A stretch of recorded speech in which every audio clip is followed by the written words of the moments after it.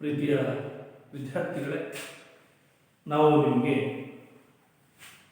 ಸಮಾಜ ವಿಜ್ಞಾನದ ರಾಜ್ಯಶಾಸ್ತ್ರದಲ್ಲಿ 9ನೇ ತರಗತಿಯ ರಾಜ್ಯಶಾಸ್ತ್ರದಲ್ಲಿ ನಮ್ಮ ಸಂವಿಧಾನದ ಬಗ್ಗೆ ನಾವು ಹಿಂದೆ ಚರ್ಚೆ ಮಾಡಿದ್ವಿ. ಆ ಸಂವಿಧಾನ ಅಂದರೆ ಏನು, ಸಂವಿಧಾನದ ರಚನೆ ಹೇಗಾಯಿತು, ಸಂವಿಧಾನ ಕರಡು ಸಮಿತಿಯ ಅಧ್ಯಕ್ಷರು ಯಾರು, ನಿಮಗೆಲ್ಲ ಗೊತ್ತಿದೆ ಮಕ್ಕಳ. ಸಂವಿಧಾನ ರಚನಾ ಸಮಿತಿಯ ಅಧ್ಯಕ್ಷ ಯಾರು ಅಂತ ಹೇಳಿದ್ವಿ? ಕರೆಕ್ಟ್, ಬಾಬು ರಾಜೇಂದ್ರ ಪ್ರಸಾದ್. ಹಾಗೆಯೇ ಸಂವಿಧಾನದ ಶಿಲ್ಪಿ ಅಂತ ಯಾಕೆ ಕರೆದ್ವಿ ಅಂಬೇಡ್ಕರ್ ಅವ್ರನ್ನ? ಅವರು ಸಂವಿಧಾನದ ಒಂದು ಕರಡನ್ನ ರಚನೆ ಮಾಡ್ತಾರೆ. ಇವರನ್ನ ಕರಡು ಸಮಿತಿಯ ಅಧ್ಯಕ್ಷರು ಅಂತ ಕರಿತೀವಿ ಮಕ್ಕಳ. ಹಾಗಾಗಿ ನಾವು ಇವರನ್ನ ಸಂವಿಧಾನದ ಶಿಲ್ಪಿ, ಸಂವಿಧಾನವನ್ನು ನಮಗೆ ಲಿಖಿತ ರೂಪದಲ್ಲಿ ಮಾಡಿಕೊಟ್ಟಂತಹ ಒಬ್ಬ ಧೀಮಂತ ನಾಯಕ ಅಂತೇಳಿ ನಾವು ಕರೀಬಹುದು.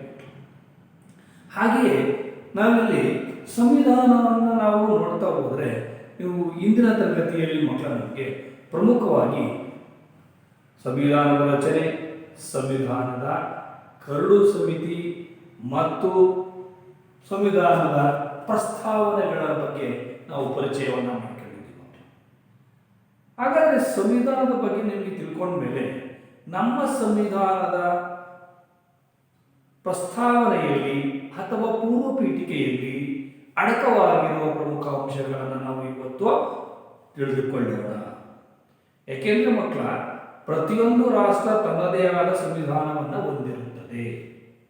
ಆ ದೇಶದ ಅಭಿವೃದ್ಧಿಗೆ ಮತ್ತು ಆ ದೇಶದ ಪ್ರಜೆಗಳ ಒಳಿತಿಗಾಗಿ ಸಂವಿಧಾನ ಬೇಕು. ಅಂದರೆ ಆಡಳಿತಾತ್ಮಕವಾಗಿ ಮತ್ತು ಪ್ರಜೆಗಳ ಸುಖಿ ರಾಜ್ಯವನ್ನು ಕಟ್ಟಿಕೊಡ್ಲಿಕ್ಕೋಸ್ಕರವಾಗಿ ಅಥವಾ ಕಲ್ಯಾಣ ರಾಜ್ಯವನ್ನು ಕಟ್ಟಿಕೊಡ್ಲಿಕ್ಕಾಗಿ ನಮಗೆ ಮತ್ತೆ ಸಂವಿಧಾನ ಹಲವು ರೂಪುರೇಷೆಗಳನ್ನು, ಕಾನೂನುಗಳನ್ನು ನಮಗೆ ಮಾಡಿಕೊಟ್ಟಿದೆ. ಹಾಗೆಯೇ ನಾವು ನಿಮಗೆ ತಿಳಿಸಿದಂತೆ ಈ ಸಂವಿಧಾನದ ಪೂರ್ವ ಪೀಠಿಕೆಯಲ್ಲಿ ಅಥವಾ ಪ್ರಸ್ತಾವನೆಯಲ್ಲಿ ಯಾವ ಯಾವ ಅಂಶಗಳನ್ನು ಒಳಗೊಂಡಿದೆ ಅನ್ನೋದು ನಿಮಗೆಲ್ಲರಿಗೂ ಗೊತ್ತಿದೆ. ಮತ್ತೊಮ್ಮೆ ನಿಮಗೆ ಮನದಟ್ಟು ಮಾಡಲಿಕ್ಕೆ ಬಯಸ್ತೀನಿ ಮಕ್ಕಳ. ಅವುಗಳಲ್ಲಿ ಪ್ರಮುಖವಾದಂಥ ಇವತ್ತು ನಾವು ಆ ಪ್ರಮುಖವಾದ ಫಲಿತಾಂಶಗಳಲ್ಲಿ ಸಂವಿಧಾನದ ಪ್ರಸ್ತಾವನೆ ಅಥವಾ ಪೂರ್ವ ಪೀಠಿಕೆಯ ಪ್ರಮುಖ ಅಂಶಗಳು ಮತ್ತು ಭಾರತ ಸಂವಿಧಾನದ ಲಕ್ಷಣಗಳು ಯಾವುವು, ಏನನ್ನ ಒಳಗೊಂಡಿದೆ ಭಾರತ ಸಂವಿಧಾನ, ಹೇಗೆ ಸಂವಿಧಾನವನ್ನು ರಚನೆ ಮಾಡಲ್ಪಟ್ಟಿದೆ, ಕರಡು ಸಮಿತಿನಲ್ಲಿ ಯಾವ್ಯಾವುದನ್ನು ಅಳವಡಿಸಲಾಗಿದೆ ಅನ್ನೋದನ್ನು ನಾವು ತಿಳ್ಕೋಬೇಕಾಗುತ್ತೆ ಮಕ್ಕಳ. ಅದರ ಬಗ್ಗೆ ಇವತ್ತು ನಾವು ಚರ್ಚಿಸೋಣ. ಮೊಟ್ಟ ಮೊದಲನೇದಾಗಿ ಸಂವಿಧಾನ ಪ್ರಸ್ತಾವನೆ ಅಂದರೆ ನಿಮಗೆ ಗೊತ್ತಿರ್ತಕ್ಕಂಥದ್ದು ನಮಗೆ ಮಕ್ಕಳ, ನಾವು ನಮ್ಮ ಸಂವಿಧಾನದಲ್ಲಿ ಪ್ರತಿಯೊಂದು ಅಂಶಗಳನ್ನು ಅಡಕವಾಗಿದೆ. ಹಾಗಾದ್ರೆ ನಾವ್ಯಾರು? ನಾವೆಲ್ಲರೂ ಭಾರತೀಯರು. ಮೊದಲು ನಾವು ಯಾವುದೇ ಜನಾಂಗ ಇರ್ಬೋದು, ಯಾವುದೇ ಭಾಷೆ ಇರ್ಬೋದು, ಯಾವುದೇ ಧರ್ಮದವರು ಇರ್ಬೋದು ಮಕ್ಕಳ, ಯಾವ ರೀತಿ ನಾವು ಭಾರತದಲ್ಲಿ ವಾಸಿಸುವವರೆಲ್ಲರೂ ನಾವೇನಂತ ಕರಿಬೇಕು? ನಾವು ಭಾರತೀಯರು ಏನಂತ ಕರಿಬೇಕು ಮಕ್ಕಳ? ನಾವೆಲ್ಲ ದೇಶದ ಐಕ್ಯತೆಯನ್ನು ಹೆಚ್ಚಿಸಲಿಕ್ಕೋಸ್ಕರವಾಗಿ, ದೇಶದ ಸಮಗ್ರತೆಯನ್ನು ಕಾಪಾಡಲಿಕ್ಕೋಸ್ಕರವಾಗಿ, ಪ್ರಜಾಪ್ರಭುತ್ವವನ್ನು ಯಶಸ್ವಿಗೊಳಿಸಬೇಕಾದ್ರೆ ನಾವೇನು ನಮ್ಮ ಸಂವಿಧಾನದಲ್ಲಿ ಪ್ರಸ್ತಾವನೆಯಲ್ಲಿ ಹಾಕಿಕೊಟ್ಟಿರ್ತಕ್ಕಂತಹ ನಮ್ಮ ಭಾರತದ ಪ್ರಜೆಗಳಾದ ನಾವು ಅಂತೇಳಿ ನಾವು ಮೊಟ್ಟ ಮೊದಲದಾಗಿ ಪ್ರಸ್ತಾವನೆಯಲ್ಲಿ ಪ್ರಾರಂಭ ಮಾಡೋದು. ಹಾಗೆಯೇ ನಮ್ಮ ಸಂವಿಧಾನ ಭಾರತೀಯರಿಂದಲೇ ರಚಿತವಾದದ್ದು. ಹಾಗಾಗಿ ಭಾರತ ಪ್ರಜೆಗಳಾದ ನಾವು ಏನು ಮಾಡಬೇಕು? ಭಾರತೀಯರು ಎಂಬ ಭಾವನೆಯನ್ನು ಬೆಳೆಸಬೇಕು. ಸಂವಿಧಾನದಲ್ಲಿ ಇದು ಲಿಖಿತವಾಗಿದೆ, ನಾವು ಭಾರತೀಯರು, ಭಾರತ ಪ್ರಜೆಗಳಾದ ನಾವು ಅಂತೇಳಿ ಒಂದು ಅಂಶವನ್ನ ಇಲ್ಲಿ ಪ್ರಸ್ತಾಪಿಸಲ್ಪಟ್ಟಿದೆ ಅಥವಾ ಪೂರ್ವ ಪೀಠಿಕೆಯಲ್ಲಿ ಬರೆಯಲ್ಪಟ್ಟಿದೆ, ಲಿಖಿತವಾಗಿದೆ. ಹಾಗಾಗಿ ನಮ್ಮ ಪ್ರಜಾಪ್ರಭುತ್ವದಲ್ಲಿ ಸಂವಿಧಾನದ ಪ್ರಕಾರ ಎಲ್ಲರ ಆಶೋತ್ತರಗಳನ್ನು ಈಡೇರಿಸಲು ಅನುವು ಮಾಡಿಕೊಟ್ಟಿದೆ. ಯಾವುದು? ನಮ್ಮ ಸಂವಿಧಾನ. ಅರ್ಥ ಆಯ್ತಾ ಮಕ್ಕಳ? ನಾವು ಯಾರು ಅಂತ ಕರಿಬೇಕು? ನಾವು ಕರ್ನಾಟಕದವರು, ನಾವು ತಮಿಳುನಾಡವರು, ಹಾಗೆ ಆಂಧ್ರದವರು ಅಂತೇಳಿ ಅನೇಕ ರಾಜ್ಯಗಳಿದ್ರೂ ಸಹ ನಾವೇನಂತ ಕರ್ಕೋಬೇಕಪ್ಪ ಮೊದಲು ಅಂತಂದರೆ ನಾವು ಭಾರತೀಯರು. ನಮ್ಮ ಸಂವಿಧಾನದಲ್ಲಿ ಮೊಟ್ಟ ಮೊದಲನೇ ಅಂಶ ನಾವು ಭಾರತೀಯರು ಅಂದರೆ ಭಾರತದ ಪ್ರಜೆಗಳಾದ ನಾವು ಅನ್ನೋ ಅಂಶವನ್ನು ಅಡಕವಾಗಿದೆ. ಹಾಗೆಯೇ ಎರಡನೇದಾಗಿ ಸಾರ್ವಭೌಮ ರಾಷ್ಟ್ರ. ಭಾರತ ಒಂದು ಸಾರ್ವಭೌಮ ರಾಷ್ಟ್ರ ಎಂದು ಸಂವಿಧಾನದ ಪ್ರಸ್ತಾವನೆಯಲ್ಲಿ ಲಿಖಿತವಾಗಿದೆ. ನಾವು ಪ್ರತಿ ವರ್ಷ ನಾವೇನು ಮಾಡ್ತೀವಿ, ಗಣರಾಜ್ಯೋತ್ಸವದ ಸಮಯದಲ್ಲಿ ಈ ಪ್ರಸ್ತಾವನೆಯನ್ನು ಮಕ್ಕಳಿಂದ ಓದಿಸಲ್ಪಡ್ತೀವಿ. ಯಾಕೆ ಅಂದರೆ ನಮ್ಮ ಮುಂದಿನ ಪೀಳಿಗೆಗೆ ನಮ್ಮ ಸಂವಿಧಾನದ ಪ್ರಸ್ತಾವನೆಯಲ್ಲಿ ಅಡಕವಾಗಿರುವ ಅಂಶಗಳು ಯಾವುವು ಎಲ್ಲರಿಗೂ ತಿಳಿಬೇಕು. ಮಕ್ಕಳ, ನೀವು ಮುಂದಿನ ಪ್ರಜೆಗಳು ಅಂದರೆ ಈಗಿನ ಮಕ್ಕಳೇ ಮುಂದಿನ ಪ್ರಜೆಗಳಾಗಿರೋದ್ರಿಂದ ಸಂವಿಧಾನದ ಆಶೋತ್ತರಗಳೇನು ಅನ್ನೋದನ್ನು ನಾವು ತಿಳಿಯಲೇಬೇಕು. ನೀವು ಸಹ ತಿಳ್ಕೋಬೇಕು, ಬೇರೆಯವರು ಸಹ ಇದರ ಬಗ್ಗೆ ಹೆಚ್ಚು ಗಮನಹರಿಸಬೇಕು ಮಕ್ಕಳ. ಹಾಗಾಗಿ ನಾವು ಎರಡನೇ ಅಂಶವನ್ನು ನೋಡೋಣ. ಸಾರ್ವಭೌಮ ರಾಷ್ಟ್ರ. ಭಾರತವನ್ನು ಸಾರ್ವಭೌಮ ರಾಷ್ಟ್ರ ಎಂದು ಕರೆಯುತ್ತೇವೆ. ಯಾಕೆ ಎನ್ನುವುದು ನಿಮಗೆಲ್ಲ ಗೊತ್ತಿದೆ. ಪ್ರಪಂಚದ ಯಾವುದೇ ರಾಷ್ಟ್ರಕ್ಕೆ ನಮ್ಮ ಭಾರತ ಏನು ಮಾಡಿದೆ, ಅಧೀನವಾಗಿಲ್ಲ. ಅಂದರೆ ಯಾವ ರಾಷ್ಟ್ರದ ಮುಂದೆ ಯಾವುದೇ ವಿಚಾರದಲ್ಲೂ ಸಹ ನಮ್ಮ ದೇಶ ಏನಾಗಿದೆಯಪ್ಪ, ಅಧೀನವಾಗಿರದೆ ಏನಾಗಿದೆ, ತನ್ನದೇ ಆದಂತಹ ಸ್ಥಾನವನ್ನು ಉಳಿಸಿಕೊಂಡಿದೆ. ಅದು ನಮ್ಮ ಸಂವಿಧಾನದಲ್ಲಿ ಅಡಕವಾಗಿದೆ. ಅಂದರೆ ಹಿಂದೆ ನಿಮಗೆ ಮಹಾಯುದ್ಧಗಳು ನಡೆದಿರ್ಬೋದು, ಆ ಯುದ್ಧದಲ್ಲಿ ನೋಡಿರ್ಬೋದು. ಅನೇಕ ಯುದ್ಧಗಳಲ್ಲಿ ಭಾರತ ಯಾವುದೇ ರಾಷ್ಟ್ರಗಳಿಗೆ ಸಹಾಯ ಮಾಡಿದೆ. ಹಾಗೆ ವಿಶ್ವದ ಯಾವುದೇ ಬಣಕ್ಕೂ ಸಹ ನಮ್ಮ ದೇಶ ಸೇರಿಲ್ಲ. ನಿಮಗೆ ಗೊತ್ತಿರು, ಇಲ್ಲಿಗೆ ಶೀತಲ ಸಮರ ಅಂತೇಳಿ ಪ್ರಾರಂಭವಾಗಿತ್ತು. ಎರಡನೇ ಮಹಾಯುದ್ಧದ ನಂತರವಾಗಿ ಅಮೆರಿಕ ಮತ್ತು ರಷ್ಯಾಗಳು ನಡೆದಿವೆ. ಎರಡು ರಾಷ್ಟ್ರಗಳು ನಮಗೆ ಬೇಕು ಮಕ್ಕಳ. ಹಾಗಾಗಿ ಆ ರಾಷ್ಟ್ರಗಳ ಯಾವುದೇ ದೊಡ್ಡ ರಾಷ್ಟ್ರಗಳ ಬಣಗಳಿಗೆ ಸೇರದೆ ದೂರ ನಿಂತಿದೆ. ಅಂದರೆ ಸಾರ್ವಭೌಮತ್ವವನ್ನು ಎತ್ತಿ ಹಿಡಿದಿದೆ. ಭಾರತದ ಯಾವುದೇ ದೇಶಕ್ಕೂ ಅಧೀನವಾಗಿರದೆ ತನ್ನದೇ ಸ್ವತಂತ್ರವಾಗಿ ಅಧಿಕಾರವನ್ನು ಮಾಡ್ತಾ ಇದೆ. ಹಾಗಾಗಿ ಇಲ್ಲಿ ಮುಖ್ಯವಾಗಿ ನೀವು ತಿಳ್ಕೋಬೇಕು, ನಮ್ಮ ದೇಶ ಅಂದರೆ ಎಲ್ಲ ರಾಷ್ಟ್ರಗಳಿಗೂ ತನ್ನದೇ ಆದ ವಿದೇಶಾಂಗ ನೀತಿಯನ್ನು ಹೊಂದಿದೆ. ಹಾಗಾದರೆ ನಮ್ಮ ದೇಶದ ವಿದೇಶಾಂಗ ನೀತಿ ಯಾವುದು? ಯಾರಿಗಾದ್ರೂ ಗೊತ್ತಾ ಮಕ್ಕಳ? ವಿದೇಶಾಂಗ ನೀತಿ ಅಂದರೆ ಪ್ರತಿಯೊಂದು ರಾಷ್ಟ್ರವು ತನ್ನದೇ ಆದ ವಿದೇಶಾಂಗ ನೀತಿಯನ್ನು ಹೊಂದಿರುತ್ತದೆ. ಹಾಗಾದರೆ ನಮ್ಮ ದೇಶದ ವಿದೇಶಾಂಗ ನೀತಿ ಯಾವುದಪ್ಪ ಅಂದರೆ ಅಲಿಪ್ತ ನೀತಿ ಅಥವಾ ತಟಸ್ಥ ನೀತಿ ಎಂದು ಕರೆಯುತ್ತೇವೆ. ಅಂದರೆ ಯಾವುದು ಅಲಿಪ್ತ ನೀತಿ, ತಟಸ್ಥ ಅಂದರೆ ಯಾವುದೇ ಯುದ್ಧಗಳಿಗೂ ಸಹಾಯ ಮಾಡಲ್ಲ, ಯಾವುದೇ ಬಲಿಷ್ಠ ರಾಷ್ಟ್ರಗಳ ಜೊತೆ ಪರಸ್ಪರ ಹೊಂದಾಣಿಕೆ ಮಾಡಲ್ಲ ಯುದ್ಧಗಳಲ್ಲಿ ಯಾವುದೇ. ಆದರೆ ಅಭಿವೃದ್ಧಿಯ ಪದದಲ್ಲಿ ಬೇರೆ ರಾಷ್ಟ್ರಗಳೊಂದಿಗೆ ಸಹಕರಿಸ್ತಾ ಇದೆ. ಹಾಗೆಯೇ ಅನೇಕ ಯೋಜನೆಗಳ ಪದ್ಧತಿಗಳನ್ನು ಸಹ ಅನುಸರಿಸ್ತಾ ಇದೆ ನಮ್ಮ ದೇಶ. ಹಾಗಾಗಿ ಭಾರತ ಒಂದು ಸಾರ್ವಭೌಮ ಅಧಿಕಾರವನ್ನು ಹೊಂದಿದೆ ಅಂತೇಳಿ ನಾವು ಹೇಳಲಿಕ್ಕೆ ಇಷ್ಟಪಡ್ತೀವಿ. ಇದರಲ್ಲಿ ಭಾರತದಲ್ಲಿ ಆಂತರಿಕ ಮತ್ತು ಬಾಹ್ಯ ಏನಾಗಿರ್ತಪ್ಪ ಅಂದರೆ ಅಧಿಕಾರವನ್ನು ಪಡೆದಿದೆ. ಅಂದರೆ ಇಲ್ಲಿ ಏನಾಗಿದೆ, ಮುಖ್ಯವಾಗಿ ಮಕ್ಕಳ ಆಂತರಿಕವಾಗಿಯೂ ಹಾಗೂ ಬಾಹ್ಯವಾಗಿಯೂ ಸಹ ಪರಮಾಧಿಕಾರವನ್ನು ಭಾರತ ಹೊಂದಿರುವುದರಿಂದ ಇದನ್ನು ಸಾರ್ವಭೌಮತ್ವ ರಾಷ್ಟ್ರ, ಸಾರ್ವಭೌಮತ್ವ ರಾಷ್ಟ್ರ ಎಂದು ಕರೆಯುತ್ತೇವೆ. ಯಾವುದರ ರಾಷ್ಟ್ರಕ್ಕೆ ಸೇರ್ಪಡೆಯಾಗಿದ್ದರೆ ನಾವು ಸಾರ್ವಭೌಮತ್ವನ ಅಂತ ಹೇಳಲಿಕ್ಕೆ ಗೊತ್ತಿರಲಿಲ್ಲ. ಬೇರೆ ರಾಷ್ಟ್ರಗಳ ಅಧೀನದಲ್ಲಿ ಇರಬೇಕಾಗಿತ್ತು. ನಾವು ಯಾವ ರಾಷ್ಟ್ರದ ಅಧೀನದಲ್ಲೂ ಸಹ ಇಲ್ಲ, ತನ್ನದೇ ಆದ ಸಾರ್ವಭೌಮತ್ವವನ್ನು ಹೊಂದಿದೆ. ಮೂರನೇದಾಗಿ ಮಕ್ಕಳ ಇದರಲ್ಲಿ ಅಡಕವಾಗಿರ್ತಕ್ಕಂಥದ್ದು, ನಮ್ಮ ದೇಶದಲ್ಲಿ ಸಮಾಜವಾದ ಪದ್ಧತಿಯನ್ನು ಜಾರಿಗೊಳಿಸಿದೆ ನಮ್ಮ ಸಂವಿಧಾನದಲ್ಲಿ. ಏನು ಆಗದ ಸಮಾಜ ಅಂದರೆ ಜನತೆಗೆ ಪರಮಾಧಿಕಾರವನ್ನು ಕೊಟ್ಟಿದೆ. ಜನತೆಯ ಸೇವೆ ಜನಾರ್ದನ ಸೇವೆ ಎಂದು ತಮ್ಮೆಲ್ಲರಿಗೂ ಗೊತ್ತಿದೆ ಮಕ್ಕಳ. ವಿಚಾರವನ್ನು ಹೇಳ್ತಿರ್ತಾರೆ, ವಿಚಾರ ತಿಳ್ಕೊಂಡಿದ್ದೀವಿ. ಇಲ್ಲಿ ಭಾರತೀಯ ಪ್ರತಿಯೊಬ್ಬ ಪ್ರಜೆಗೂ ಸುಖಿ ರಾಜ್ಯವನ್ನು ಕೊಡಬೇಕು ನಾವು, ಅಥವಾ ಕಲ್ಯಾಣ ರಾಜ್ಯವನ್ನು ಕೊಡಬೇಕು ಅಂತೇಳಿ ಬಯಸುತ್ತೆ. ಯಾವುದೇ ಒಂದು ಸರ್ಕಾರ ಬರಲಿ, ಆ ಸರ್ಕಾರ ಏನು ಮಾಡಬೇಕು, ಪ್ರಜೆಗಳಿಗೆ ಮೂಲಭೂತ ಸೌಲಭ್ಯಗಳನ್ನು ಒದಗಿಸಿಕೊಡಬೇಕು. ಸುಖಿ ರಾಜ್ಯ ಅಂದ್ರೆ ಏನಿಲ್ಲ ಮಕ್ಕಳ, ಸರ್ಕಾರ ಪ್ರಜೆಗಳಿಗೆ ತಮ್ಮ ಮೂಲಭೂತ ಸವಲತ್ತುಗಳು ಅಥವಾ ಸೌಲಭ್ಯಗಳನ್ನು ಒದಗಿಸಿಕೊಡುವ ಒಂದು ಮುಖ್ಯ ಧ್ಯೇಯವನ್ನು ಹೊಂದಿರುತ್ತೆ. ಇದನ್ನು ನಾವು ಸಂವಿಧಾನದಲ್ಲಿ ಲಿಖಿತವಾಗಿದೆ. ಸುಖಿ ರಾಜ್ಯವನ್ನು ಮಾಡಬೇಕು, ಕಲ್ಯಾಣ ರಾಜ್ಯವನ್ನು ಮಾಡಬೇಕು ಅನ್ನೋದೇ ಇದರ ಪ್ರಮುಖ ಅಂಶ ಸಮಾಜವಾದ. ಅಂದರೆ ಪ್ರತಿಯೊಬ್ಬ ಅಂದರೆ ದೇಶದ ಪ್ರತಿಯೊಬ್ಬ ಪ್ರಜೆಗೂ ಸಹ ಎಲ್ಲ ವಿಧವಾದ ಸವಲತ್ತುಗಳು ಅಥವಾ ಸೌಲಭ್ಯಗಳು ದೊರೆಯುವಂತೆ ಮಾಡುವುದೇ ಸಮಾಜವಾದದ ಸಿದ್ಧಾಂತ. ಹೀಗೆ ಇದರ ಪ್ರಧಾನ ಗುರಿ ಏನಪ್ಪ ಅಂದರೆ ಪ್ರತಿಯೊಬ್ಬರಿಗೂ ಸುಖಿ ರಾಜ್ಯವನ್ನು ಕಲ್ಪಿಸಿ ಕೊಡುವುದು ಅಂತ ನಾವು ಹೇಳ್ತೀವಿ. ಹಾಗೆ ಮತ್ತೊಂದು ಹೇಳಬೇಕಾದ್ರೆ ಏನಪ್ಪ ಅಂತಂದ್ರೆ ಇಲ್ಲಿ ಸಮಾಜದ ತತ್ವಗಳ ಅಡಿಯಲ್ಲಿ ನಮ್ಮ ಈ ಒಂದು ಸಂವಿಧಾನ ರಚನೆಯಾಗಿದೆ. ಅದಕ್ಕೋಸ್ಕರವಾಗಿ ಇಲ್ಲಿ ಸಮಾಜವಾದ ಸಿದ್ಧಾಂತವನ್ನು ಅಳವಡಿಸಲಾಗಿದೆ ಅಂತ ನಾವು ಹೇಳ್ತೀವಿ. ಸಮಾಜವಾದ ಪದವನ್ನು ಇತ್ತೀಚಿನ ದಿನ ಅಂದರೆ 1976ರಲ್ಲಿ 42ನೇ ತಿದ್ದುಪಡಿಯಲ್ಲಿ ನಾವೇನು ಮೂಲಕ ಇದನ್ನು ಅಳವಡಿಸಿಕೊಳ್ಳಲಾಗಿದೆ.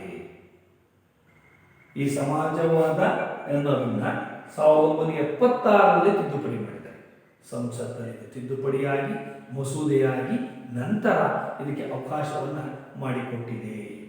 ಹಾಗೆ ಇಲ್ಲಿ ಮತ್ತೊಂದು ಹೇಳಬೇಕು ಅಂತಂದ್ರೆ ಹೇಳ್ಬೇಕಂದ್ರೆ ಇಲ್ಲಿ ಈಗ ರಾಜ್ಯದ ಭದ್ರ ಬುನಾದಿ ಅಥವಾ ರಾಷ್ಟ್ರದ ಭದ್ರ ಬುನಾದಿ ಅದಕ್ಕೆ ಅನೇಕ ನಿರ್ದೇಶಾತ್ಮಕ ತತ್ವಗಳನ್ನು ಸಹ ಇಲ್ಲಿ 42ನೇ ತಿದ್ದುಪಡಿಯ ಮೂಲಕ ನಮ್ಮ ರಾಷ್ಟ್ರದಲ್ಲಿ ತರಲಾಗಿದೆ ಮಕ್ಕಳ. ಹಾಗಾಗಿ ಇದನ್ನು ಈ ಮೂಲಕ ಉದಾಹರಣೆಗೆ ಇದಕ್ಕೆ ಪ್ರತಿಯೊಬ್ಬರಿಗೂ ಅವಕಾಶವನ್ನು ಮಾಡಿಕೊಡಬೇಕು. ವಸತಿ ಸಮಸ್ಯೆ ಇರಬಹುದು, ಆಹಾರ ಸಮಸ್ಯೆ ಇರಬಹುದು, ಭೂ ಸುಧಾರಣೆಗಳಿರಬಹುದು ಮತ್ತು ಆರ್ಥಿಕವಾಗಿ ಜನರಿಗೆ ಅಭಿವೃದ್ಧಿಯನ್ನು ಮಾಡ್ತಕ್ಕಂಥ ಕೆಲಸವನ್ನು ಇದರಲ್ಲಿ ಅಳವಡಿಸಲಾಗಿದೆ ಮಕ್ಕಳ. ಇದನ್ನೇ ನಾವೇನು ಕರಿತೀವಿ ಸಮಾಜವಾದ ಸಿದ್ಧಾಂತ. ಇವು ಸಮಾಜವಾದ ರಾಷ್ಟ್ರ ಭಾರತ. ಇದು ಸಂವಿಧಾನದಲ್ಲಿ ತಿದ್ದುಪಡಿಯಾಗಿದೆ. 1976ನೇ ಇಸ್ವಿಯಲ್ಲಿ 42ನೇ ತಿದ್ದುಪಡಿಯಾಗಿ ಮಾರ್ಪಟ್ಟಿದೆ. ಇನ್ನು ನೆಕ್ಸ್ಟ್ ಮಕ್ಕಳಲ್ಲಿ ನೋಡಿದ್ರೆ ಜಾತ್ಯತೀತ ರಾಷ್ಟ್ರ.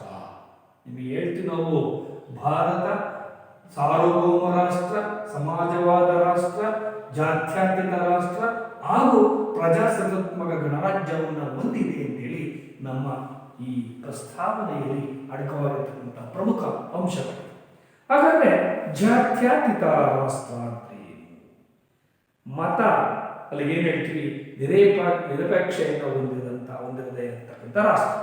ಉದಾಹರಣೆಗೆ ಎಂಬ ಪದವನ್ನು ಸಂವಿಧಾನದಲ್ಲಿ ಈ ಪದವು ಸಹ ಈ ಜಾತ್ಯತೀತ ರಾಷ್ಟ್ರ ಅಂತೇಳಿ 42ನೇ ತಿದ್ದುಪಡಿ ನಿಮಗೆ ತಿದ್ದುಪಡಿನಲ್ಲಿ ಸಹ ಮೂಲಭೂತವಾದಂಥ ಅವಕಾಶವನ್ನು ಮಾಡಿಕೊಟ್ಟಿದ್ದಾರೆ. 1976ರಲ್ಲಿ ಏನು ಮಾಡಿ ಇದನ್ನು ಅಳವಡಿಸಿದ್ದಾರೆ ಜಾತ್ಯತೀತ ರಾಷ್ಟ್ರ ಅಂತೇಳಿ.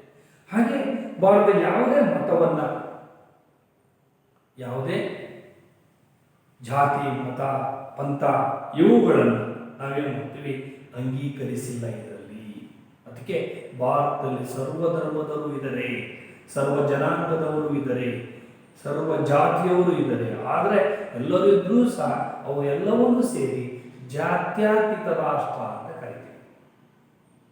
ಹಾಗೆ ಇಲ್ಲಿ ಏನಾಗಿದೆ, ಅಲ್ಲಿ ಭಾರತ ಮತ ನಿರಪೇಕ್ಷ ರಾಷ್ಟ್ರವಾಗಿರುವುದರಿಂದ ಯಾವುದೇ ಅಲ್ಲಿ ಪ್ರಜೆಗಳಿಗೆ ತಮಗೆ ಬೇಕಾದ ಯಾವುದೇ ಮತಗಳಿಗೆ, ಯಾವುದೇ ಧರ್ಮಗಳಿಗೆ ಹಾಗೂ ಯಾವುದೇ ಧರ್ಮ ಅಥವಾ ಜಾತಿ ಜನಾಂಗಕ್ಕೆ ಸೇರುವ ಆಚರಿಸುವ ಅವಕಾಶವನ್ನು ಇದರಲ್ಲಿ ಮಾಡಿಕೊಟ್ಟಿದೆ. ಅಂದರೆ ಪ್ರಸ್ತಾವನೆ ಯೋಚನೆ ಮಾಡಿ ಮಕ್ಕಳ, ಯಾವ್ಯಾವ ಅಂಶಗಳನ್ನು ಅಡಕವಾಗಿದೆ ಅಂದರೆ ಇವೆಲ್ಲ ಅಂಶಗಳು ಅಡಕವಾಗಿದೆ ಮಕ್ಕಳ. ಇದನ್ನು ನಾವು ಭಾರತವನ್ನು ಅದಕ್ಕೆ ಪ್ರಸ್ತಾವನೆ ಪ್ರತಿ ವರ್ಷವೂ ಸಹ ನಮ್ಮ ಸಂವಿಧಾನ ಈ ಗಣರ ರಾಜ್ಯೋತ್ಸವ ಸಮಯದಲ್ಲಿ ಇದನ್ನು ಆಚರಿಸ್ತಾ ಇದನ್ನು ಮಕ್ಕಳಿಗೆ ಬೋಧನೆಯನ್ನು ಮಾಡ್ತೀವಿ. ಆನಂತರ ಮತ್ತೊಂದು ಕೊನೆಯದಾಗಿ ಪ್ರಜಾಸತ್ತಾತ್ಮಕ ಗಣರಾಜ್ಯ ಅಂದ್ರೆ ಏನು? ಅಂದ್ರೆ ನೀವು ತಿಳ್ಕೋಬೇಕು ಅಂತ, ನಮ್ಮ ದೇಶ ಪ್ರಜಾಪ್ರಭುತ್ವ ರಾಷ್ಟ್ರ. ಹಂಗಂದ್ರೆ ಏನು ಪ್ರಜಾಪ್ರಭುತ್ವ ಅಂದ್ರೆ? ಪ್ರಜೆಗಳಿಂದ ಪ್ರಜೆಗಳಿಗಾಗಿ ಪ್ರಜೆಗಳಿಗೋಸ್ಕರ ನಡೆಸುವ ಸರ್ಕಾರ. ಅಂದ್ರೆ ಇಲ್ಲಿ ಪ್ರಜೆಗಳೇ ಪ್ರಭುಗಳು ಅಂತ ನೀವು ತಿಳ್ಕೋಬೇಕು. ಹಾಗಾದ್ರೆ ಇಲ್ಲಿ ಎಲ್ಲರ ಸುಖವನ್ನ ಸಾಧಿಸುವ ಜವಾಬ್ದಾರಿ ಯಾರ ಮೇಲೆ ನಿಂತಿದೆ? ಪ್ರಜೆಗಳದ್ದು ಸರ್ಕಾರದ ಮೇಲೆ ನಿಂತಿದೆ. ಅದು ಏನಿದೆ ಸರ್ಕಾರದ ಮೇಲೆ. ರಾಷ್ಟ್ರದ ಸಮಸ್ಯೆಗಳನ್ನು ಹಾಗೂ ನಮ್ಮ ಪ್ರಮುಖ ಅಂಗಗಳಾದ, ನಿಮಗೆ ಗೊತ್ತು ಸಂವಿಧಾನದಲ್ಲಿ ಲಿಖಿತವಾಗಿರ್ತಕ್ಕಂಥ ಪ್ರಮುಖ ಅಂಗಗಳಿವೆ.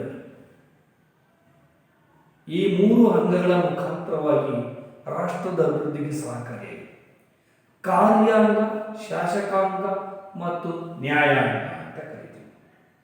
ಹಾಗೆ ಏನು ಮಾಡ್ತೀವಪ್ಪ ಅಂತಂದರೆ, ನಾವು ಪ್ರಮುಖವಾಗಿ ಮಕ್ಕಳ ಇಲ್ಲಿ ಮೂಲಕ ಬಗೆಹರಿಸಿಕೊಳ್ಳಿ, ಈ ಸಮಸ್ಯೆಗಳನ್ನು ಬಗೆಹರಿಸಿಕೊಂಡು ಇಲ್ಲಿ 5 ವರ್ಷಗಳಿಗೊಮ್ಮೆ ನಡೆಯುವ ಸಾರ್ವತ್ರಿಕ ಮತದಾನ ಪದ್ಧತಿಯ ಮುಖಾಂತರ ನಾವೇನು ಮಾಡ್ತೀವಿ, ಚುನಾವಣೆಯಲ್ಲಿ ಮುಕ್ತ ಮತದಾನ ಪದ್ಧತಿಯನ್ನು ಜಾರಿಗೆ ತಂದಿದ್ದಾರೆ. ಯಾವುದೇ ವ್ಯಕ್ತಿ ತನಗೆ ಇಷ್ಟ ಬಂದವರಿಗೆ ಮತವನ್ನು ಚಲಾಯಿಸುವ ಹಕ್ಕನ್ನು ಹೊಂದಿರುತ್ತಾನೆ. ಯಾವುದೇ ಬಯಕೆ ಮತ್ತು ಅವುಗಳ ಹಣದ ಆಸೆಗೆ ಬಲಿಯಾಗದೆ ಸ್ವತಂತ್ರವಾಗಿ ಮುಕ್ತವಾಗಿ ಚುನಾವಣೆಗಳಲ್ಲಿ ಮತವನ್ನು ಚಲಾಯಿಸುವ ಹಕ್ಕನ್ನು ಪಡೆದಿದೆ. ಇದನ್ನು ಮುಕ್ತ ಮತದಾನ ಪದ್ಧತಿ ಅಂತ ಕರಿತೀವಿ. ಸಾರ್ವತ್ರಿಕ ಚುನಾವಣೆಗಳಲ್ಲಿ ಎಲ್ಲರೂ ಸಹ 18 ವರ್ಷ ತುಂಬಿದಂಥ ಪ್ರತಿಯೊಬ್ಬ ಭಾರತೀಯ ಪ್ರಜೆಯು ಸಹ ಮತದಾನದ ಹಕ್ಕನ್ನು ಹೊಂದಿರ್ತಾರೆ. ಹಾಗಾಗಿ ನಮ್ಮ ಪ್ರಜಾಪ್ರಭುತ್ವ ಇದನ್ನು ಹೆಚ್ಚಾಗಿ ಬಿಂಬಿಸುತ್ತದೆ. ಯಾವುದನ್ನು ಮಕ್ಕಳ? ಸಾರ್ವತ್ರಿಕ ಚುನಾವಣೆಯಲ್ಲಿ ಮುಕ್ತ ಮತದಾನ ಪದ್ಧತಿಯನ್ನು ಬಿಂಬಿಸುವ ಒಂದು ಅಂಶವನ್ನು ನಮ್ಮ ಸಂವಿಧಾನ ನಮಗೆ ಕೊಟ್ಟಿದೆ ಅಂತ ನಾವು ಹೇಳಲಿಕ್ಕೆ ಇಷ್ಟಪಡ್ತೀವಿ. ಹಾಗೆ ಭಾರತದ ರಾಷ್ಟ್ರಪತಿಗಳಿಗೂ ಸಹ ನಾವೇನು ಮಾಡ್ತೀವಪ್ಪ ಅಂದರೆ 5 ವರ್ಷದ ಅವಧಿಗೆ ನಾವು ಪರೋಕ್ಷವಾಗಿ ಚುನಾವಣೆಗಳ ಮುಖಾಂತರವಾಗಿ ಆಯ್ಕೆ ಮಾಡುತ್ತೇವೆ. ನೇರವಾಗಿ ರಾಷ್ಟ್ರಪತಿಗಳನ್ನು ಪ್ರಜೆಗಳು ಆಯ್ಕೆ ಮಾಡುವುದಿಲ್ಲ, ನೆನಪಿಟ್ಟುಕೊಳ್ಳಬೇಕು. ನಾವು ಆರಿಸಿದ ಅಂದರೆ ಸಂಸದರು ಮತ್ತು ಶಾಸಕರು, ಈ ಸದಸ್ಯರುಗಳು ಏನ್ ಮಾಡ್ತಾರಪ್ಪ ಅಂದ್ರೆ ರಾಷ್ಟ್ರಪತಿಗಳನ್ನ ಆಯ್ಕೆ ಮಾಡ್ತಾರೆ. ಹಾಗೆ ಇಲ್ಲಿ 5 ವರ್ಷಕ್ಕೊಮ್ಮೆ ಚುನಾವಣೆ ನಡೆಯುತ್ತೆ ರಾಷ್ಟ್ರಪತಿಗಳಿಗೆ. ಹಾಗಾದ್ರೆ ಈಗಿನ ರಾಷ್ಟ್ರಪತಿ ಯಾರು ಮಕ್ಕಳ? ರಾಷ್ಟ್ರಾಧ್ಯಕ್ಷ ಅಂತ ಕರಿತೀವಿ, ರಾಷ್ಟ್ರಪತಿಗಳು ಅಂತ ಕರಿತೀವಿ. ಯಾರು ಗೊತ್ತಿಲ್ವ? ಯಾರುವೆ ಇಲ್ಲಿ ಜ್ಞಾಪಕ ಇಟ್ಕೋಬೇಕು ಮಕ್ಕಳ. ನೀವು ನಾಳೆ ಅದನ್ನು ಪಟ್ಟಿ ಮಾಡಿ ನನಗೆ ಹೇಳಬೇಕು. ಅಂದರೆ ರಾಮನಾಥ್ ಕೋವಿಂದ್ ಅಂತ ನಾವು ಹೇಳಬೇಕಾಗುತ್ತೆ ಮಕ್ಕಳ. ಮರೆತಿದ್ರೆ ಜ್ಞಾಪಿಸ್ಕೊಳ್ಳಿ. ಇಂದಿನ ಭಾರತದ ರಾಷ್ಟ್ರಪತಿ ಯಾರು ಅಂತ ಕೇಳಿದರೆ ರಾಮನಾಥ್ ಕೋವಿಂದ್ ಅಂತ ಬರೀಬೇಕು. ಇದ್ರ ಬಗ್ಗೆ ನೀವು ಚೆನ್ನಾಗಿ ಪೇಪರ್ಗಳನ್ನ ಓದುವ ಮುಖಾಂತರವಾಗಿ ಪ್ರಚಲಿತ ಘಟನೆಗಳನ್ನು ತಿಳ್ಕೋಬೇಕಾಗುತ್ತೆ. ಹಾಗೆ ಚುನಾವಣೆಗೆ ಆಯ್ಕೆ ಮಾಡಿ ಭಾರತ ಒಂದು ಗಣರಾಜ್ಯ ವ್ಯವಸ್ಥೆಯನ್ನು ಜಾರಿಗೆ ತಂದಿದೆ ಮಕ್ಕಳ.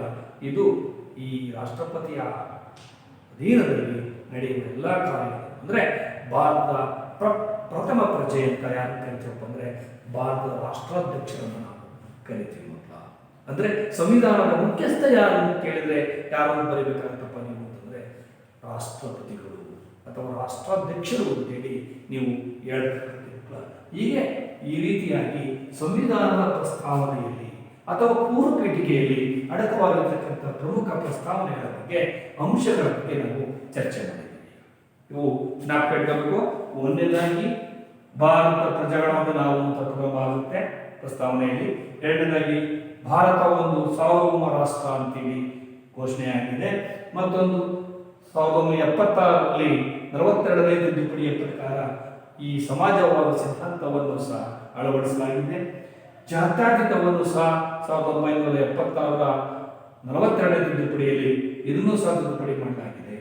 ಭಾರತ ಪ್ರಜಾಸತ್ತಾತ್ಮಕ ಗಣರಾಜ್ಯವಾಗಿದೆ. ಈ ಗಣರಾಜ್ಯದ ಮುಖ್ಯಸ್ಥ ಯಾರು ಅಂತ ಕೇಳಿದರೆ ಮಕ್ಕಳ ರಾಷ್ಟ್ರಪತಿಗಳು ಅಂತ ಕಾಯ್ತೀವಿ. ಇವ್ರನ್ನೂ ಸಹ 5 ವರ್ಷಗಳಿಗೊಮ್ಮೆ ನಾವು ಆಯ್ಕೆ ಮಾಡ್ತೀವಿ.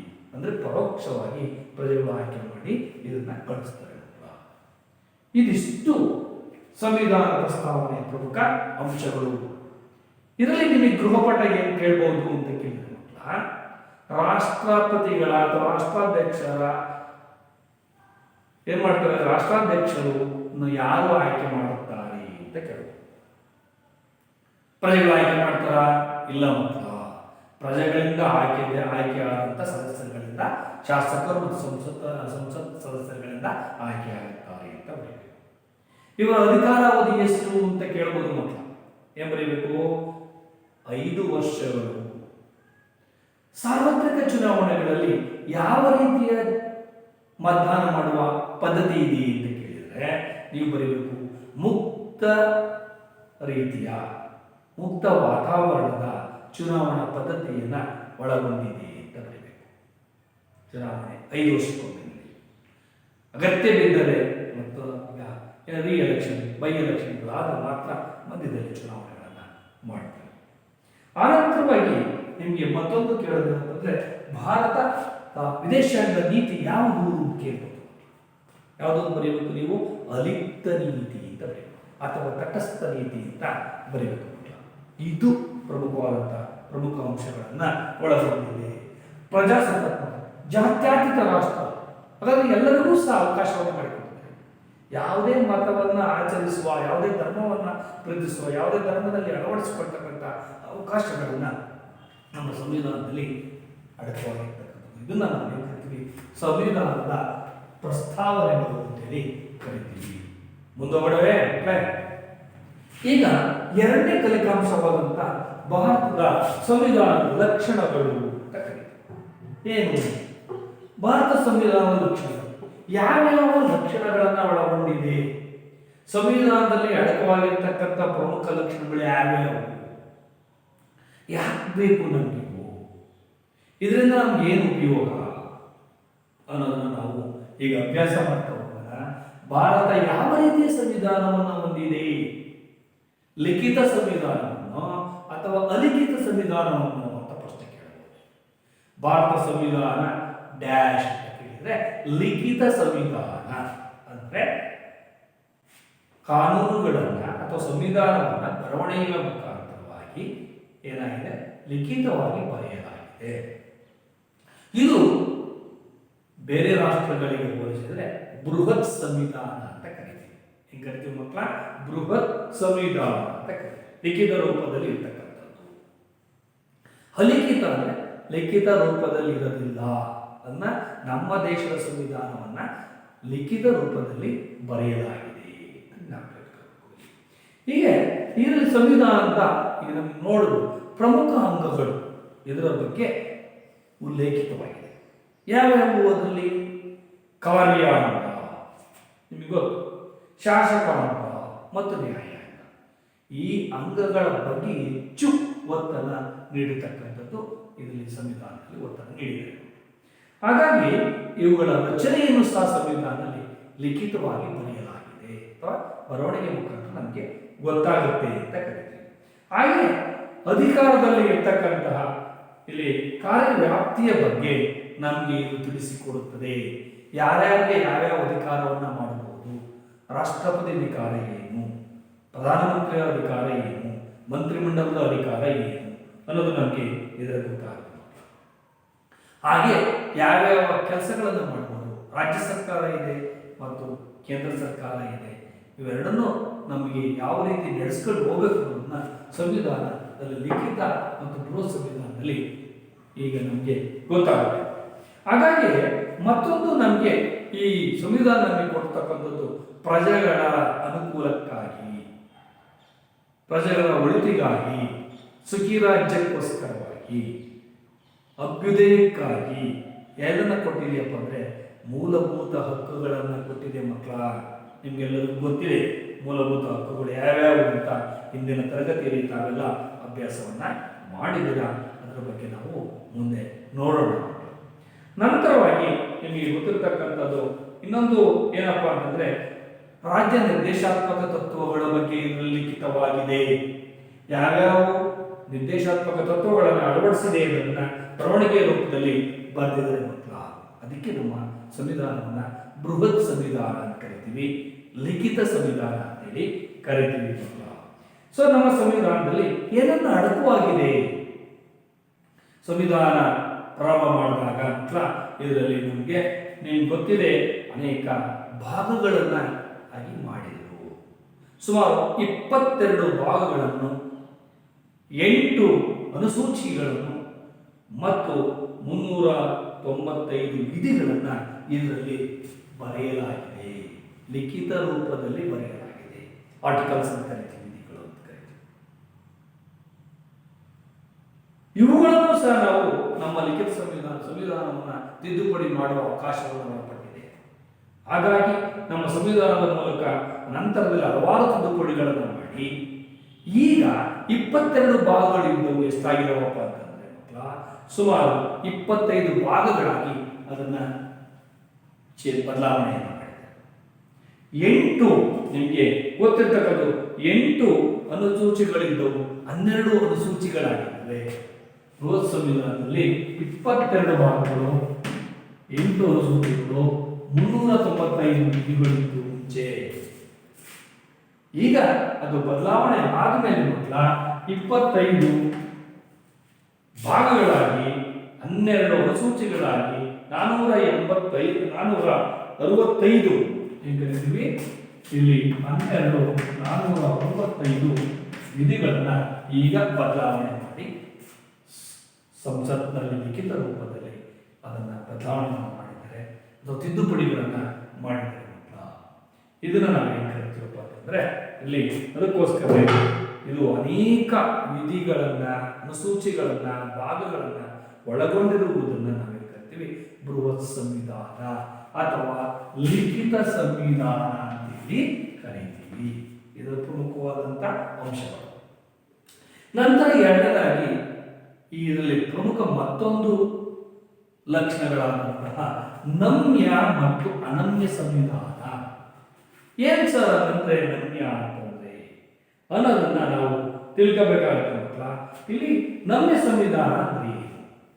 ಯಾವ ದೇಶದ ಸಂವಿಧಾನವನ್ನ ವಿಶೇಷ ವಿಧಿಯನ್ನು ಅನುಸರಿಸದೆ ಸುಲಭವಾಗಿ ತಿದ್ದುಪಡಿ ಮಾಡುವ ಅವಕಾಶವನ್ನು ಕಲ್ಪಿಸಿರುತ್ತದೋ ಅದನ್ನು ನಾವೇನು ಕರಿತೀವಪ್ಪ ಅಂದ್ರೆ ನಮ್ಯ. ಅದಕ್ಕೆ ಮತ್ತೊಂದು ಹೆಸರು ಸರಳ ಸಂವಿಧಾನ ಏನು ಕರಿತೀವಿ ಮಕ್ಕಳ? ಸರಳ ಸಂವಿಧಾನ ಅಂತ ಕರಿತೀವಿ. ಅದೇ ರೀತಿ ಮತ್ತೊಂದು ಅನನ್ಯ ಸಂವಿಧಾನ ಅಂತ ನಾವು ಕರಿತೀವಿ. ಏನು ಅನನ್ಯ ಅಂತಂದ್ರೆ ಏನು ಅಂತಂದ್ರೆ ಇಲ್ಲಿ ಅದಕ್ಕೆ ಮತ್ತೊಂದು ಹೆಸರು ಕಠಿಣ ಸಂವಿಧಾನ ಅಂತ ಕರಿತೀವಿ. ಏನು ಕರಿತೀವಿ ಮಕ್ಕಳ? ಕಠಿಣ ಸಂವಿಧಾನ ಅಂತ ಕರೀಲಿಕ್ಕೆ ಇಷ್ಟಪಡ್ತೀವಿ. ಆ ಕಠಿಣ ಸಂವಿಧಾನ ಅಂದ್ರೆ ಏನು ಅಂತ ನಿಮಗೆ ಗೊತ್ತಾಗಬೇಕಾದ್ರೆ ಇಲ್ಲಿ ಮುಖ್ಯವಾಗಿ ನೀವು ನೆನಪಿಸ್ಕೋಬೇಕಾಗುತ್ತೆ ಮಕ್ಕಳ. ಇಲ್ಲಿ ಏನಾಗುತ್ತೆ, ಇಲ್ಲಿ ಒಂದು ಸಂವಿಧಾನದ ತಿದ್ದುಪಡಿಗೆ ವಿಶೇಷ ವಿಧಾನದ ಮೂಲಕ ಅವಕಾಶವಿರುತ್ತದೆ. ಅದನ್ನು ನಾವು ಅನನ್ಯ ಸಂವಿಧಾನ ಅಂತ ಕರಿತೀವಿ. ಸೊ ಅವಕಾಶ ಮಾಡಿಕೊಡ್ತಕ್ಕಂಥದ್ದು. ಹಾಗಾದ್ರೆ ಭಾರತ ಸಂವಿಧಾನ ಯಾವ ಥರದ್ದು, ಯಾವ ರೀತಿ ಇದೆ ಅನ್ನೋದು ನಿಮಗೆ ಗೊತ್ತಾಗುತ್ತೆ. ಇದು ಎರಡನ್ನೂ ಒಳಗೊಂಡಿದೆ. ತೀರಾ ಸರಳನೂ ಅಲ್ಲ, ತೀರಾ ಕಠಿಣನೂ ಅಲ್ಲ, ನಮ್ಯನೂ ಅಲ್ಲ, ಅನಮ್ಯನೂ ಅಲ್ಲ ಮಕ್ಕಳ. ಹಾಗಾಗಿ ಈ ಒಂದು ಸಂವಿಧಾನ ನಮ್ಮಲ್ಲಿ ಏನಾಗಿದೆಯಪ್ಪ ಅಂತಂದ್ರೆ ಅತಿ ಕಠಿಣನೂ ಅಲ್ಲ, ಅತಿ ಸರಳನೂ ಆಗದೆ ಇರ್ತಕ್ಕಂಥ ಸಂವಿಧಾನವನ್ನು ಭಾರತ ಹೊಂದಿದೆ ಅನ್ನೋದನ್ನ ನೀವು ತಿಳ್ಕೊಬೇಕು. ಇದು ಎರಡನೇ ಲಕ್ಷಣಗಳು ಅಂತ ಕರೀತೀವಿ. ಇನ್ನು ಮೂರನೇದಾಗಿ ಮಕ್ಕಳ ನಿಮಗೆ ಜ್ಞಾಪಕ ಇಟ್ಕೋಬೇಕಾಗುತ್ತೆ ಮಕ್ಕಳ, ಸಂಘಿ ನಮ್ಮ ದೇಶದಲ್ಲಿರ್ತಕ್ಕಂಥ ಎಂಥ ಸರ್ಕಾರವನ್ನು ಒಳಗೊಂಡಿದೆ ಭಾರತ, ಯಾವ ಪದ್ಧತಿಯ ಸರ್ಕಾರವನ್ನು ನಾವು ನೋಡ್ಬೋದು ಭಾರತದಲ್ಲಿ ಅಂತಂದ್ರೆ ನಿಮಗೆ ಸಂಸದೀಯ ಸರ್ಕಾರ ಪದ್ಧತಿ ಅಂತ ಕರೀತೀವಿ. ಸಂಸದೀಯ ಅಂದ್ರೆ ಅನ್ನೋದು ನಿಮಗೆ ಗೊತ್ತಾಗಬೇಕು ಮಕ್ಕಳ. ನಮ್ಮ ಸಂವಿಧಾನದಲ್ಲಿ ಸಂಸದೀಯ ಮಾದರಿಯ ಸರ್ಕಾರ, ಪ್ರಜೆಗಳು ಅನೇಕ ಚುನಾವಣೆಗಳ ಮುಖಾಂತರ ಸಂಸದರನ್ನ, ಶಾಸಕರನ್ನ ಆಯ್ಕೆ ಮಾಡುತ್ತಾರೆ. ಸೊ ಸಂಸತ್ತಿಗೆ ಹೋಗ್ತಕ್ಕಂಥವ್ರನ್ನ ಸಂಸದರು ಅಂತ ಕರಿತೀವಿ. ಇಲ್ಲಿ ರಾಜ್ಯ ಸರ್ಕಾರಗಳಲ್ಲಿ ಅಧಿಕಾರ ಮಾಡ್ತಕ್ಕಂಥವ್ರನ್ನ ಶಾಸಕರು ಅಂತ ಸಹ ಕರಿತೀವಿ ಮಕ್ಕಳ. ಹಾಗಾಗಿ ಇಲ್ಲಿ ಸಂಯುಕ್ತ ಮಾದರಿಯ ಏನೇಳಿ ಸಂಸದೀಯ ಸರ್ಕಾರ ಪದ್ಧತಿಯನ್ನು ಹೊಂದಿದೆ. ಹಾಗಾದರೆ ಪ್ರಜೆಗಳಾದ ನಾವು ಏನು ಮಾಡಬೇಕಪ್ಪ ಅಂದರೆ ಒಂದು ಪ್ರಜೆಗಳಿಂದ ಆಯ್ಕೆಯಾದ ಒಂದು ಸಂಸತ್ತು ಇರುತ್ತೆ. ಸಂಸತ್ತು ಎಲ್ಲಿದೆ ನಮ್ಮಲ್ಲಿ ಕೇಳಿದ್ರೆ ಇಲ್ಲಿ ಎರಡು, ಕೇಂದ್ರ ಸರ್ಕಾರ ಮತ್ತು ರಾಜ್ಯ ಸರ್ಕಾರ. ಸಂಸತ್ತು ಕೇಂದ್ರ ಸರ್ಕಾರದಲ್ಲಿ ಕಂಡುಬರುತ್ತದೆ.